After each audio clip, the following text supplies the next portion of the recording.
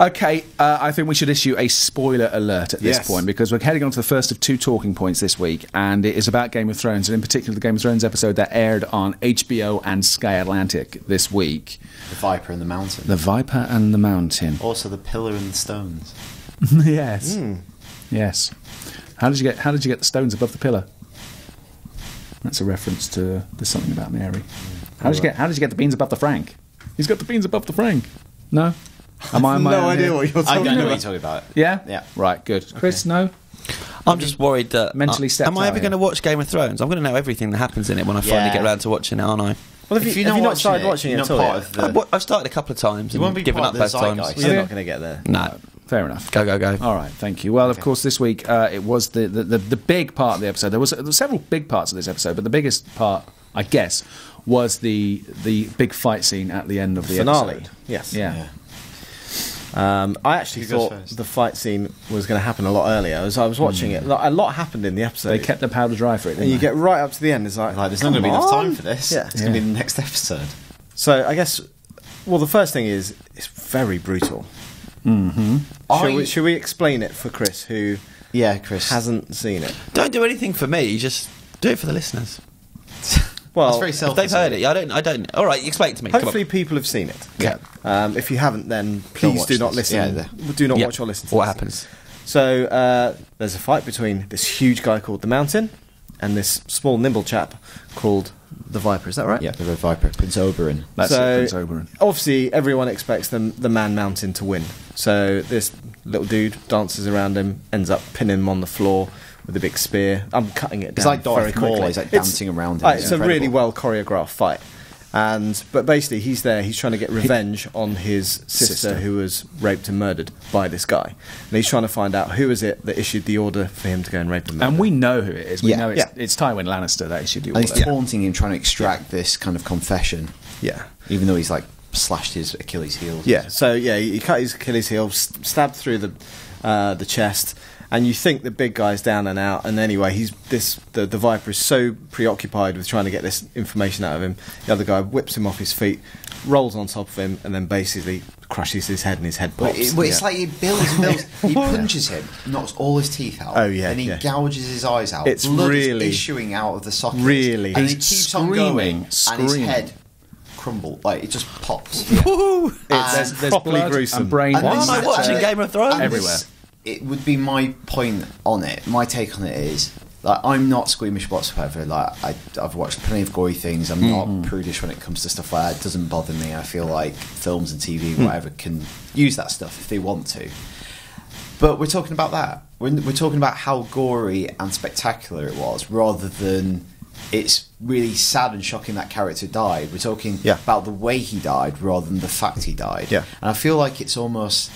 because Game of Thrones has had so many shocking events, it kind of has to outdo itself. And it's so kind of shocking that you talk about that more, and especially when I've heard people in the office, they're talking more about the effect of how he dies rather than the consequences. Yeah. And I feel like that, dramatically, that's kind of just a little bit off.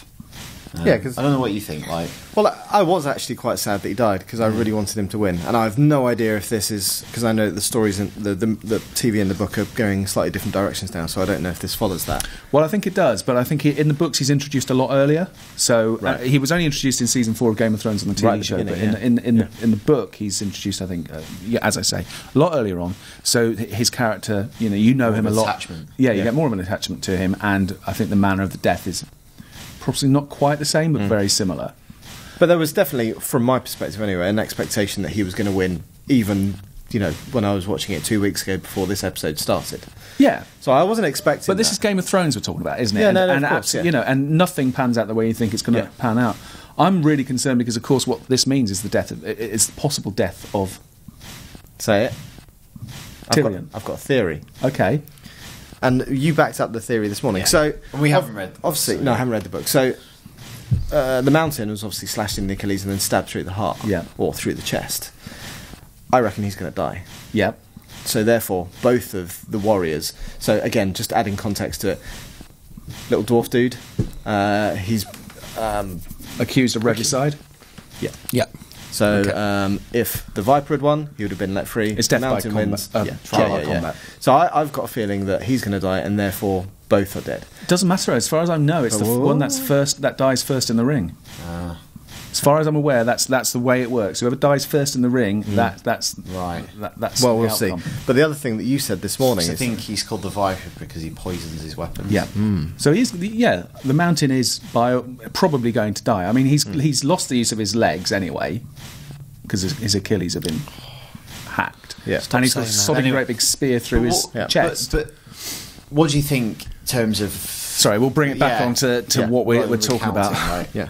I think you're probably right, because the last time I remember seeing something as violent as this, it's going back a few years. Did you ever see the Gaspar Noé film Irreversible? I've never seen which is a really horrific film. Yeah. And there's two parts in that film that there's one part that's referenced a lot, and that's there's a very long, very uncomfortable rape scene. But there's a part earlier on in the film where a guy goes to this club and batters another guy to death with a fire extinguisher, and it's a very similar thing to what happens in Game of Thrones. It doesn't cut away from this scene, and you basically see this guy's face just being caved in. You see his jaw hanging off, you see an eye hanging out of its socket, and it's really ugly. It's really uncomfortable to watch. And in the context of that, you kind of that's a film that is there to shock, and it's there to disorientate you. Whereas in Game of Thrones, which is more mainstream entertainment, I think you're probably right. It is a little bit more uncomfortable. Again, I would just reiterate, and there's another point I want to make, is, I'm not squeamish, and it's not the fact that violence, I think TV shouldn't use violence or anything like that, because it's basically, it starts off being King Lear. Like, he's gouging out his eyes, and obviously in King Lear it has certain thematic relevance that he's gouging the eyes out and crushing, and kind of do that. They kind of foreshadow it, I think, in the episode.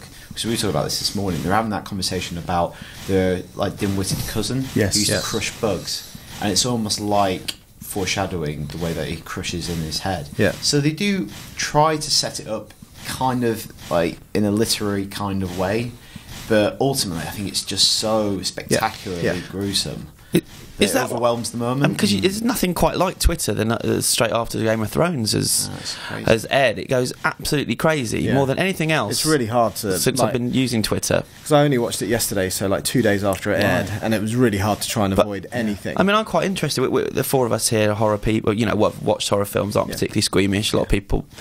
Of my friends are like that, but equally I've got a lot of friends who hate horror, who won't watch it, who are squeamish, who are all watching Game of Thrones. Right. So how's this affecting them? But the thing is, people who won't watch a horror film, and yet this sounds like it's much more hardcore than a lot of horror. Much more hardcore, because I think in horror, like violence and gore and stuff like that is used kind of sometimes metaphorically or like as a symbol and stuff like that. Here it is just like, this person has got killed in a really horrible way. Yeah. Like, we've talking more about the final scene. Yeah. There's an equally horrible bit earlier in the episode where the man is flayed. Yes. That is equally shocking in some ways. I need to watch and this. It just cuts to him, and his eyes are stabbed in, and he's got no skin on his torso. He's dripping. Yeah. That is equally as shocking. Is it bad that this is making me want to watch it rather than the storyline you talk about? Because it's what everyone's talking about. It's event TV. It really is. Yeah.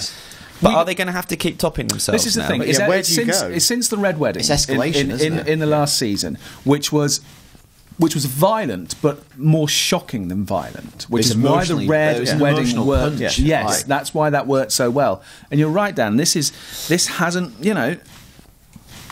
worked as well. Maybe it wasn't meant to work as well, though. Maybe that's not the reason behind it. They're going for. But I remember after the Red Wedding, just being dumbfounded. Yes, I had no words. It's just like utterly horrified, harrowing experience. Whereas this is like, ugh. Exactly. It's a cheaper kind of reaction. Yes, and they didn't flinch away from it either. It was definitely they kept on it for a few seconds. Linger. There was a long shot of it as well. But it was a lot of it was almost like, from the perspective of the Mountain as well. When he's like squeezing his head, it's like, oh my god, this is But we've seen effects like that in video games, have we not? And we're not too fussed about that. But you said about anything. I think that's more gruesome than anything in a. That I can really think. Yeah, because God of War 3 has a lot of like sort of face battering, ripping and your stuff head like off. But it's nowhere near as gruesome as that. She rips off her opponent's arms, bitch slaps the unfortunate fatally with their own appendages, finishes off by using the bloodied stumps to applaud their own victory. But if he'd have done that, that would have been funny in Game of Thrones. But it was like, it wasn't funny. What about like Mortal Kombat? It's like I know you do that for more of a gag, but like. I guess it's tone and treatment and approach to it. Like Mortal Kombat has a very kind of heightened kind of sense of humour. The fact that you can also turn your opponent into a baby and stuff. Like it is incredibly violent at the same time. Well, what about the old hag in Wolfenstein that came out the other week? The one you did a video for. That's pretty horrible as well. When she's like she's right up in your face and she's got her jaw hanging off, and it's. I don't think that's peculiar or particular to video games above and beyond any other medium. I guess there's there's Two-Face in the Batman movies as well, which is really horrible to look at. Honestly, I thought this was next level, the Game of Thrones stuff.